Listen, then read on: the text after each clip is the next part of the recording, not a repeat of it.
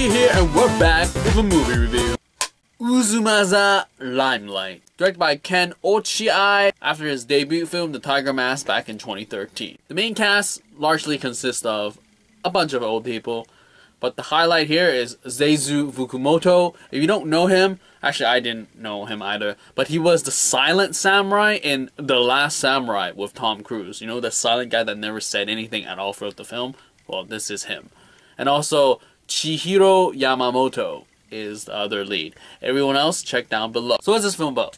Well, Uzumasa, according to online, is somewhat like the Hollywood of Japan.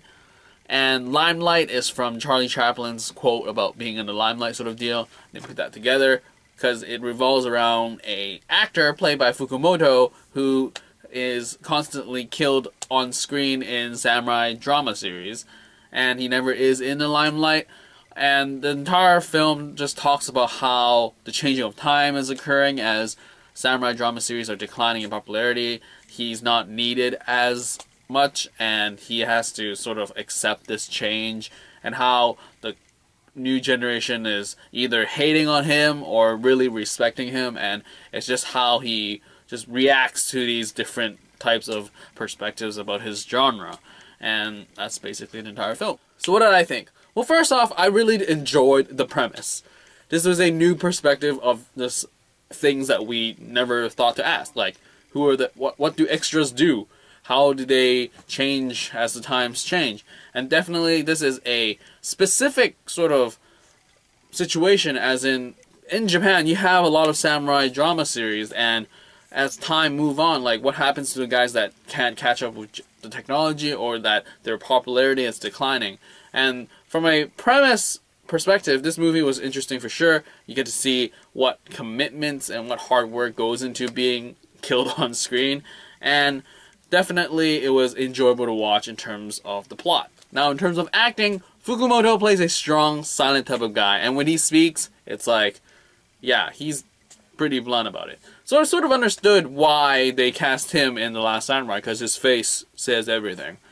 And I really did enjoy his acting. It was just like a authentic feel of how those guys would be. Like, I think everyone else on the cast, in terms of the older generation, really gave it a authentic feel, as in like they were just really understanding the culture behind it. It was just real and authentic and committed. Now, in terms of the newer generation of actors, I would say they are the weaker part of the movie in terms of just it feels overact, exaggerated, and just cliche roles. Even with Yamamoto, who is the main actress in this film, I felt that her chemistry with Fukumoto wasn't that... it was underdeveloped. I feel that there could have been more time spent on them, and that this time either went through underdeveloped subplots or needless subplots. I feel there was a lot of jarring differences in like some things that could have been developed a lot more, they didn't, and some things that didn't even need to exist, existed.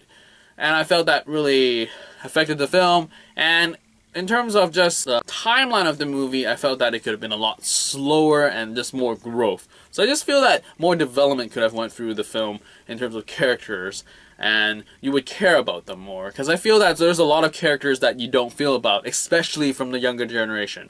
Like in the older generation, you see their chemistry, and they look fine. But the newer guys just felt awkward, and their lines delivery was just... man. But beyond that, the overall premise really is interesting for sure, and I definitely recommend it in terms of just seeing what goes behind the scenes sort of deal. And you would definitely appreciate just the extras on set a lot more, I would say. And definitely the guys that die on set, because they go through a lot. Like when you have dead bodies on the ground, or Walking Dead zombies, it's like they don't do much, but the makeup and the commitment of slogging around is just, yeah, there's commitment, and thank you for making it a more realistic, experience for all film and media. So that's it. I mean, I recommend it. Check it out, Uzumasa Limelight. If you have seen it, leave a comment down below and I'll get back to you as soon as possible. And that's pretty much it for this review on Uzumasa Limelight. Out.